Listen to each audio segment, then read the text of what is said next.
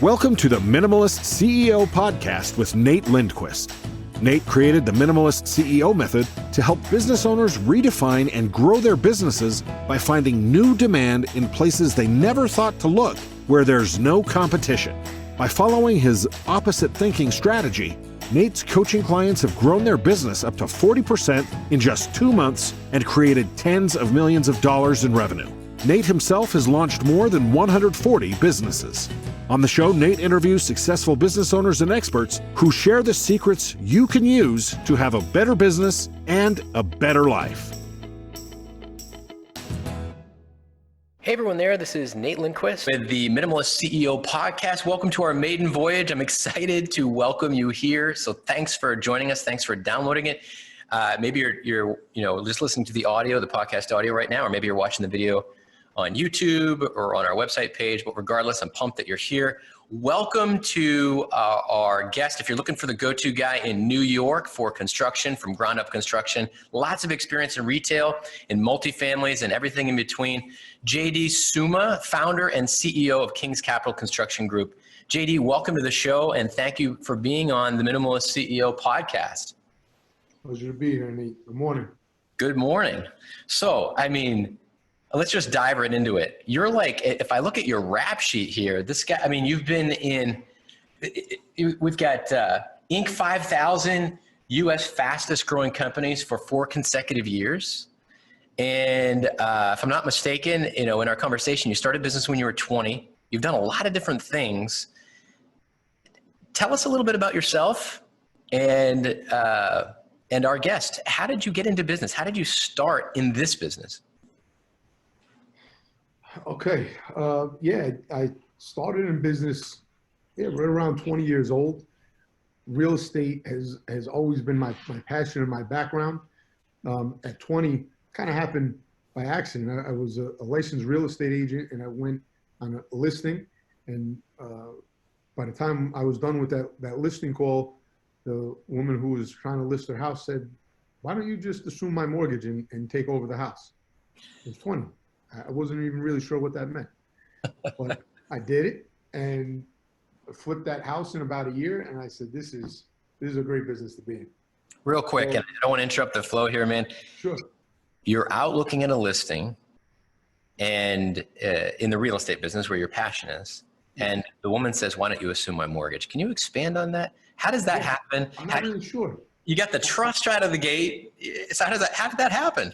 Yeah, I'll be honest, I had no idea how the conversation turned that way. But by the time we were done, in that hour meeting, she suggested it and I looked into it. I said, okay, this is viable. So it was a multifamily in the Bronx and I was able to assume her mortgage, fixed up the property in about 6 months, got it sold and did pretty well on it for my first property. Yeah. Like I said, so from there, I got the bug. And real estate was where we went. But when I was 21, one of the real estate ventures I got into was a bar. And so that started the bar venture at 21 years old. Perfect year 21. For that. 21 years old. My grand opening was on my 21st birthday. But it came from real estate. So it seems like that's one. Okay. Yes, exactly. Came from real estate. And we had a grand opening on my 21st birthday. I had about 700 people in the bar. Great birthday party. A grand opening. Did it sound like this? Psst. Was that what were you? Is that how it started? 21 we were popping bottles. What's that? We were popping bottles. I would imagine. So you're 21 years old. You have a grand opening of a bar. So you end up flipping a house when you're 20. You're trying to get a listing and meet with the person who owns a multifamily. You assume the mortgage. You flip it. You make a profit on that. Yes. You get the bug because you like real estate, but now you see like there's this. I just made some money. Yeah, did very well at 20 years old on the first property. Yes, so how do you say yes to a bar? Like, what happened then? 21 years old. Who doesn't want to own a bar? But I'll tell you, it was short-lived, and thank God for my health that it was short-lived because a 21-year-old should not own a bar. Okay. You want to? I don't recommend it.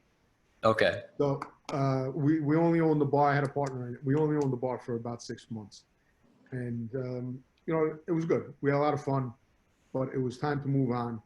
So we did that, and And from there, I was in real estate. I was, buying and selling, flips, holds, small stuff, little 2-3 family stuff. And in 2008, when the market turned, I had a small subdivision that I wasn't able to sell. Nothing was selling at that time. So we had to, unfortunately, that got foreclosed on. We actually gave it back to the bank. They didn't have to go through the foreclosure process, but we gave it back to the bank, made an agreement with them. And I took about a year off. In 2009, with a childhood friend of mine, I said, let's go into construction. Everybody thought I was crazy. My lawyer told me that. Said, you're out of your mind. Why would you want to go into construction when everybody who's been doing this their whole life is getting out of the business? They're going bankrupt. What did you tell What did you tell your attorney and the other people who were saying, were you crazy? Did you feel crazy? Not at all. So what made you go into construction? I mean, how does, if you could expand on, you're going from a transition of giving a multi-family, right? Is that a multi-family? Back to the bank? Yeah, it was a subdivision. No, those were subdivision. Yeah, there was going to be 3 single-family houses built on a property. Right, subdivision. Okay. Yeah. So you give that back to the bank, and I assume at a monetary loss. Is that right or no? Yeah, there was a loss. Yep. Okay. Was that one of your tougher experiences along the way so far? It was. Well, I wouldn't say so far. They've gotten worse. But to that point, I should say. Yes, at that point it was. Okay. Yep. And then everything was going well back then. If you remember, at the time in real estate, all you had to do was purchase a property. You didn't have to touch it. You didn't have to do anything. And in 6 months, you were making 10, 20%. The market was just on fire. Right. You couldn't do wrong at that point until the bottom fell out. And then, and our deals were getting bigger. We were getting confidence, and it was probably falsely inflated because the market was so hot. So the deals were getting bigger, and this one, that hurt. So it put me on the sidelines for a little. Luckily, I wasn't totally tapped out. And I felt that I had the contacts and that we can make this business viable. And my business partner he was in construction his whole life. We were young, but he was in construction his whole life, and he was a machine operator. So it was different from what I was doing, right? So he was more ground down, where I was vertical construction. And to this day, that's still how our partnership kind of works. So you're still working with that partner today in construction? Absolutely. Yeah, 11 years in business. We've never had an argument. So you say ground down, that's excavation, backfilling, land, concrete, exactly, site prep, and things like that. That's exactly right. Yep. Utilities, ground down stuff is excavation, concrete, underground utilities, all of that stuff. And when you started, you're 22 years old, and you're making decisions for construction projects with a partner. No, so at that time now, I was 29. So I was doing real estate for those 7 years in between. Okay, so we jump ahead. You took the year off. You did real estate in between, and then you decided to open a construction company with your partner. Okay, yeah. So you had some experience at that point in real estate. You'd learned some stuff. Okay, so at that point to this point, what happens to get you to the point where you're the CEO of King's Capital? I mean, how did you become the CEO? How did you get to this point where now you're driving the bus and leading a company at the level that you are right now? I mean, it says you've been recognized by a few publications. You've won awards.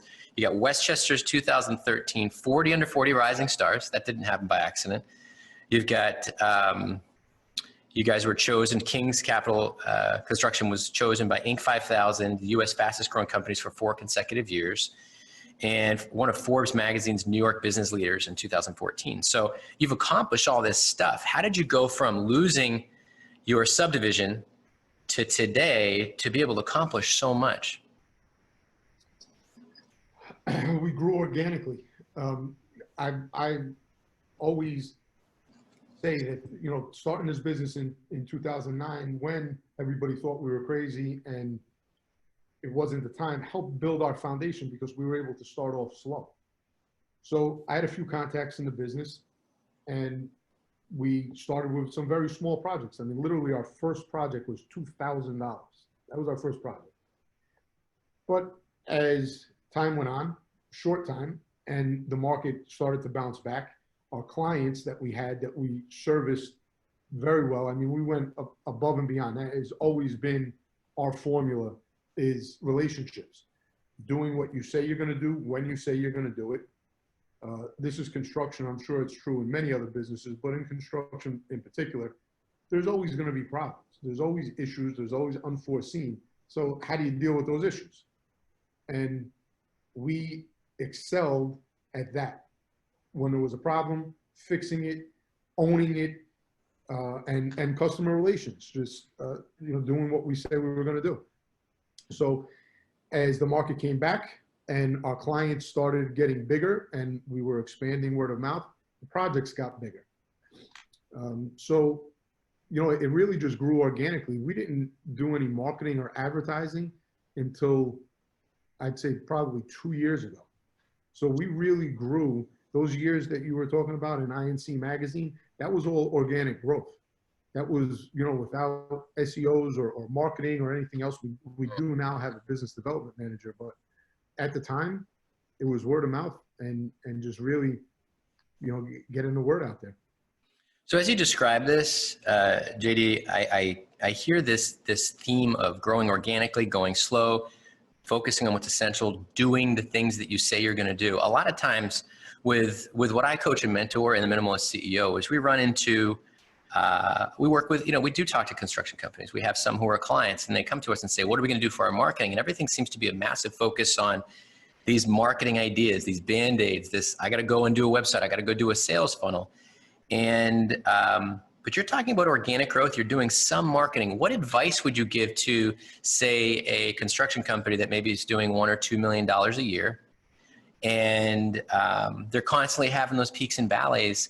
They want to have some control on how they grow and where the new business comes from. What kind of advice would you give to them so that they can take control of their lead acquisition and their new business development without throwing all their resources at gambling of marketing? I would say that you have to talk to your existing clients. A lot of times you get pigeonholed in a particular category. So a $1-2 million company there'll be an allocation for these types of projects. And your existing clients might see you as that type of contractor. And if you want to grow, you have to verbalize that. You have to talk to these clients and you have to tell them, I'm ready for this next project. And you have to prove that you in fact are. So we were given an opportunity by one of our existing clients that we started off with literally a $10,000 job in New Jersey, which was about 90 minutes from our home office at the time. $10,000 project, cost me $12,000 to do. I lost $2,000 on that deal.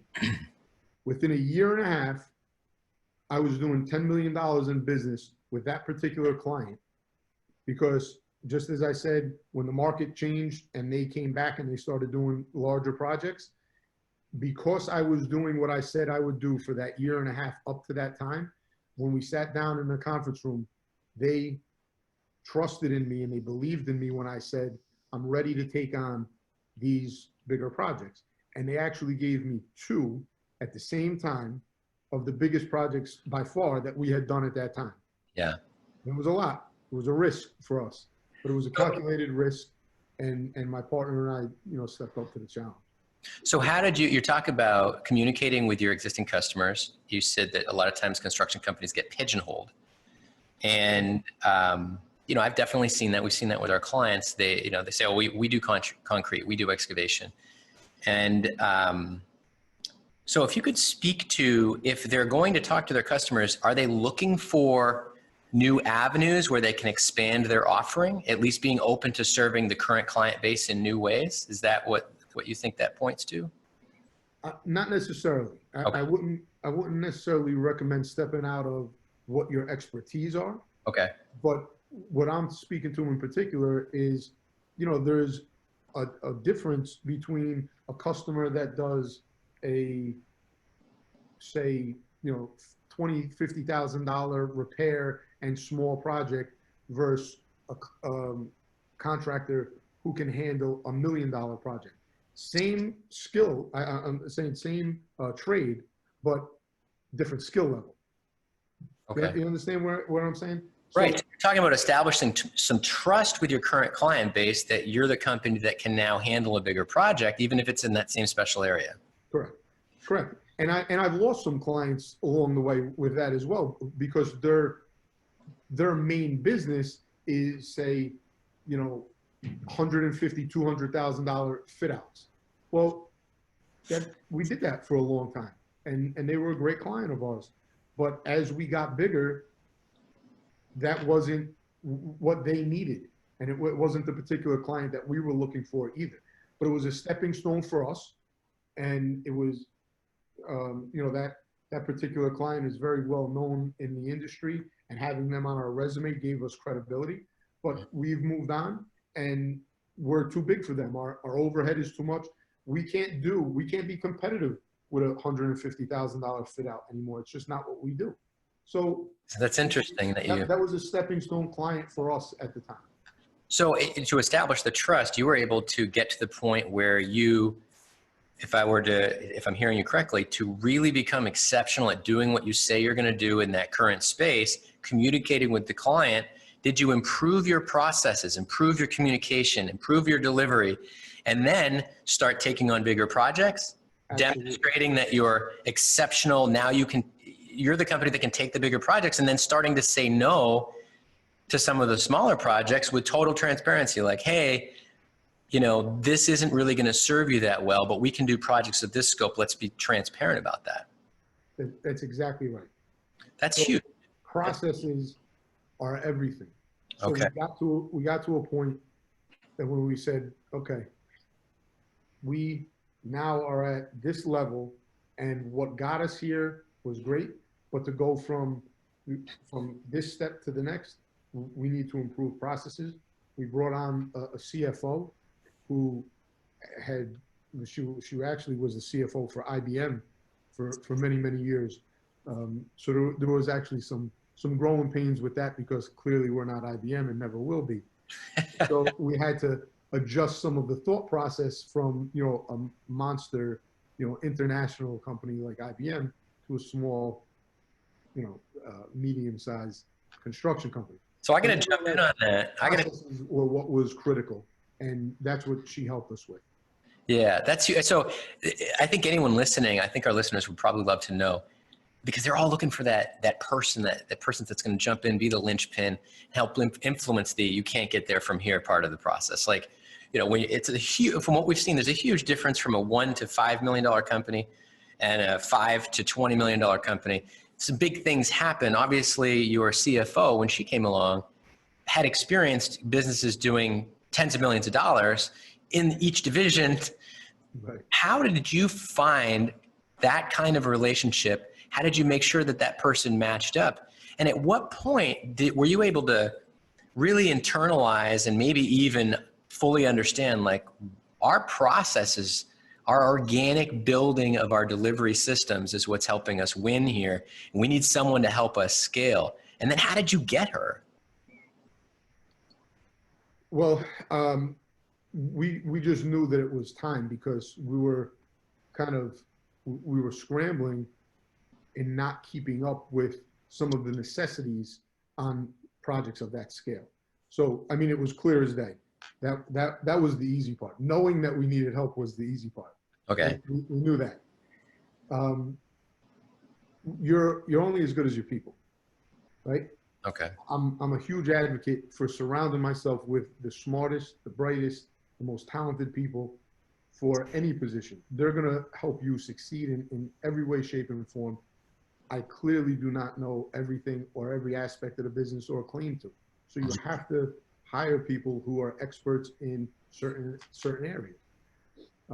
So at that point, we knew we had to level up, and sometimes you have to pay for that. Now, fortunately, in this circumstance, this was a family member, and we were able to get her on board at, I mean, it was nothing for what her caliber was and what she was doing. It really was nothing. She did this more to help us, and she saw that there was a need, and she graciously accepted it at a minimal salary.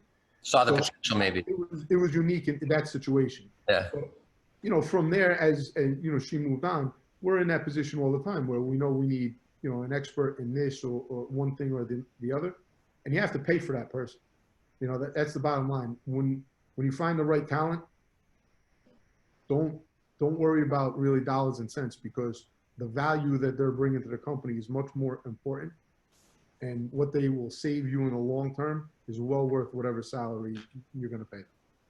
So you have a family member. That's interesting. I wish we all had a family member who was a C-level executive from IBM to help us navigate. So how, at that point, when again, you're talking about organic processes, you're talking about doing what you say you're going to do. Now you're leveled up. What's your average size project by the time you bring on your CFO? What if you looked at your average, and what was the shift from where it used to be?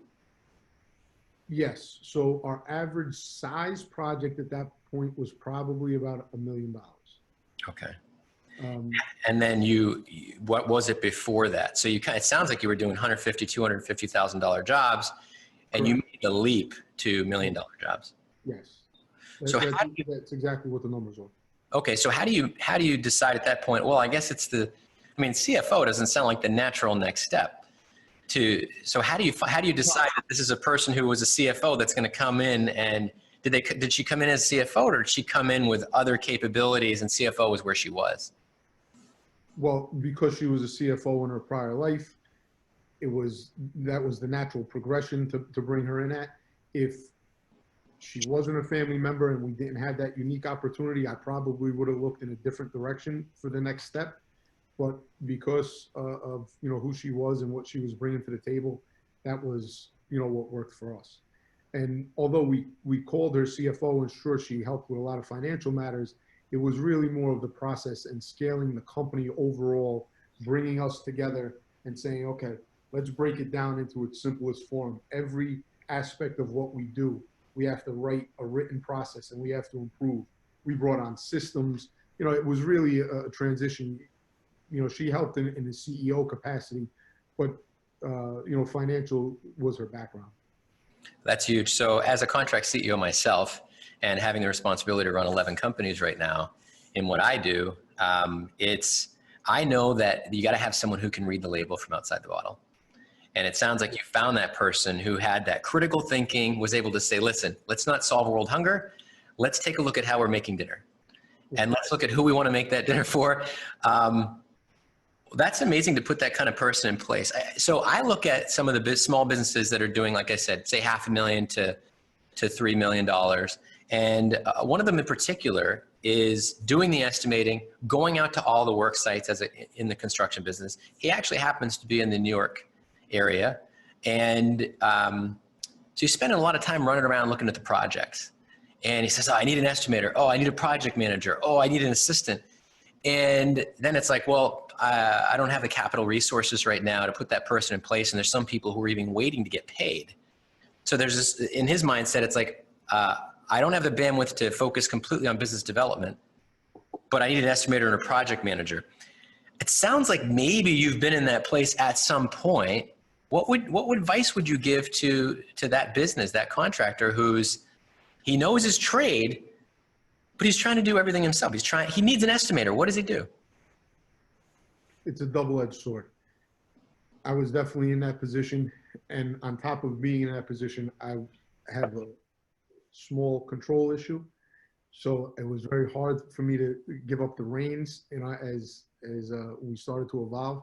But what I would say to somebody who's in that position, you have to make a decision what type of company you want to be. Now, there's plenty of probably more construction companies and more small businesses than are not that are in that position where an owner-operator is handling all different aspects and wearing so many different hats. And that might work for some people, but you're never going to scale the company. So if you're comfortable being a $2-3 million company, and he's probably, well, you're saying that, maybe there's some financial issues there, but, so there might be other things going on behind the scenes. But, some people are comfortable like that and they're making a living that way. If you want to scale your company and you want to go from 3 to 10 million, you absolutely have to have other people in place, because you're working in your business and not on your business. You have to have an estimator. You have to have a project manager. You can't handle it all. You have to be out there with clients. If you're in the field and you're doing estimates at night and you're handling every aspect of the business, you're lacking on your client service. You're not out there. You're not shaking hands. You're not talking to these people. You're not having the relationships that you need to be able to grow the business. That's huge advice. I think focusing on what's essential. I look at the three major pieces in a business that need traction. I call this the place where you need your mistake laboratory. So I look at lead acquisition, lead conversion, and production capability. And if your ability as a business owner isn't to be aware of where your leads are coming from and how you control them, which is building relationships like you talked about, and how you're converting them, which is the person who's going to do the follow-up, get the estimating together, do the discovery, do the follow-up, and then production capability. When are we maxed out? And when do I move the dot down and give someone else that responsibility? It's essential. And it's like, if those three things aren't dealt with, it sounds to me like you're saying, like, make a decision. Find a partner, find the money, find the way, put the people in place. Now, when you make that leap and you make the commitment, do you feel like at that point, if the person really understands what they're doing and how to help people, that they'll find that their business will change in really good ways? It will, if you find the right people. Yeah. Right? And those positions that you mentioned are not easy positions to fill by any means. I mean, we went years with, estimators. I mean, that's one of the hardest positions to fill, is to get a good estimator, somebody who doesn't miss things and can have, there's so many different levels to being a good estimator, but you have to be willing to pay for it. Yeah. So where'd you go to find that? I mean, do you jump on Indeed and place an ad? Do you put a feature on the website, say, we're always looking for great people to join our team? Like, what's it seems like a culture. In the beginning, it was word of mouth and our network. And when we outgrew that, then obviously we were placing ads, we were doing the Indeed and, Craigslist and whatever else. I don't remember what we were doing at the time. We're getting a lot of great candidates from that. We have used recruiters in the past. So there's a lot of different ways, but mainly what we try to do is find the best candidates. Maybe it's people that we know that we're working with a different company, but for some reason or another are ready to move on. And we've been fortunate in that. At this sense, we build an unbelievable team, but there was a lot of trial and error to get there. Okay, so I mean, I think at this point now we understand when you make that transition from $1 million a year company, $1 million in business, to getting up into the multi-millions and getting to the point where you're doing over $10 million or more, there has to be a willingness to let go. There has to be a willingness to focus on getting the right people. There has to be a decision that it's not going to all be you, and to put the systems in place that allow that. So I would ask you to stay on the cutting edge in your business. How do you make sure that your business stays relevant, stays in the conversation, and stays on the cutting edge, so you're the guy who gets the call? I'm in the community. I am, as well as my business development manager. We're in the community on many different levels. There's different organizations to be part of. We now have ingrained ourselves into the construction community in general. So when projects come up, our name is in the conversation, and that's not something that happened overnight or by accident. I mean, we worked at that, over the past couple of years. So, architects, engineers, business leaders, different avenues that we're forging relationships with, but we're out there actively being in the community. We do a lot of give back, in different organizations, but, that's probably the most important factor as far as being relevant. So you're talking about making the time and making those connections. So I tell you, the number of small businesses that don't take that time, it's shocking. So it's like you got over that hump. It's everything. But listen, we're really minimizing what it took to get to that point, because it wasn't easy for me, I'm telling you, to give up that control. And if it wasn't for our CFO coming on at that time and really pushing me and bringing to my attention how much I was holding on and not allowing and trusting in the process and the people that we were putting in place. You know, listen, people have to earn your trust. I'm not saying that you blindly just let go of your baby, right? I mean, this was blood, sweat, and tears that my partner put into and I put into this company.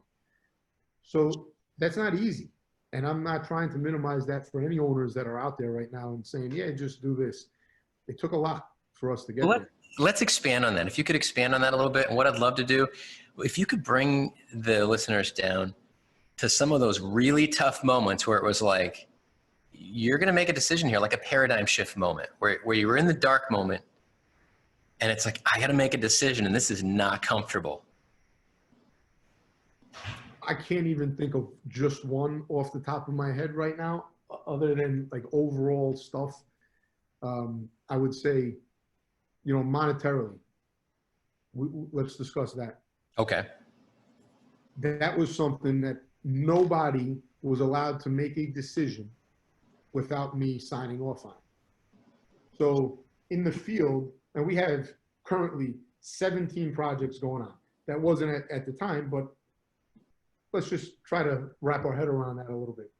17 projects, you got guys that need whatever, pick one, nails, screws, something. At the time, nobody could purchase something without me signing off on it. Then we got to the point, okay, you have to allow them $1,000 or $5,000 or whatever it was, and it incrementally went up without me having to give my approval on that. So that was a progress. That was, you know, that was something that took us some time for me to allow that trust and for that money to go out without me saying yes prior to. When did it click for you where you're like, I'm making people give me estimates for nails before they go make a purchase? I have to sign off on everything. Like what can you think of one moment where you're like, this is taking up all my time? Like what happened where you finally let go? Because I know for me, I can think of a moment in my business where I hired a project manager. And the project manager says, you're teaching your clients that the best thing you can do as the owner and founder, if you're really going to be leading the company, you're not the technician in your business, you got to look at 70% of what you're doing. This is what I teach. And you got to find a way to make sure that's not on your plate anymore so you can do the things that allow you to lead and grow the business. And I remember at that moment, I looked at the amount of time, I was actually writing creative briefs for projects that we weren't even doing in-house. I'm not a marketing firm anymore. And she said, how much time did you spend on that? We started breaking it down and I tracked my entire week. And I saw that I was spending like 90% of my time on thinking through projects that these people on my team could easily have handled because of a control thing. Right. When that freed up, I remember that first week, there was this big void of all this time. And all I needed to do was check red light, green light, see if it was moving along. And I was like, oh, I can go talk to people. I can grow my business. So what was that for you? I can't say that there was a specific moment. It was a slow process for me. It really was. Pain, man. Like what? It was, but it was probably 2 years of you know, gradually getting to that point. Okay. And even though I knew it was necessary, and I did have trust in the people that we, you know, put in those positions, it was just difficult for me. It was something that was a process. So you felt like you were a bottleneck, and I mean, that's the bottom line. I was absolutely a bottleneck, and you know, we started getting pushed back, you know, from our people in the field. We can't operate like this. It just doesn't work. You know, and I listened, but it was hard. Yeah, that's awesome. These are huge insights. The fact that you've overcome it, you're a much bigger business than you were back when you were in 2009 as you were partnering up with your friend. For sure. And it's, if you could share one piece of advice on something I didn't ask it that you might share with other business owners, people in home services space or business, maybe building development, construction, whatever, what would you share? Maybe something that I didn't ask that they can take away with them from now, like just do this one thing or think about this one thing. I would say the most important thing is your company culture. Okay. So we did touch on the fact that your people are the most important, right? You have to have a strong team around you. You have to have talent around you. But how you get to that point, because we talked about Indeed or recruiting or stuff like that, but your culture is going to speak for itself. So we have worked very hard to develop a strong culture in the company that people want to work here. And word has gotten out, and King's Capital has become a place that you want to be. And that's, I think, the most critical thing is your company culture. And that's something that everybody should be focused on. If you want to grow, you have to have a strong team around you. There's no ifs, ands, or buts about it. It's in its simplest form, that's it. And you have to build a company that people want to work at, because turnover is your Achilles heel, right? I mean, first of all, the fact that how much it costs you on many different levels. If you have constant turnover, word is going to be out about that in your company. Your clients aren't going to have as much trust in you and faith in you, and everything is a domino effect from there. So I would say the most important factor is building a strong company culture, and the rest will fall into place. Yeah, living what you preach, making it attractive by living what you preach, doing what you say you're going to do, taking care of your team and the people. That's amazing. Yeah. The insights that you've shared and what you've been through are incredibly inspiring. JD, I appreciate this is our first episode, and you've shared so much. I'm thinking of all the people who are listening right now who are going to be thinking to themselves, I've got some homework. So what we'll do is put some key points from this interview into the show notes. If people want to get in touch with you, what's the best place for people to be able to contact you, JD? Well, they can go on our website, our Instagram, which is King's Capital Construction. Our website is kingscapitalgroup.com. There's contact information for us on there, and they can send us an email. It will get to me directly, and I'm happy to talk with people, and answer questions and whatever they need. Well, I'm inspired. I actually have some action items I'm going to take after listening to you. There's some essential things that are really key here.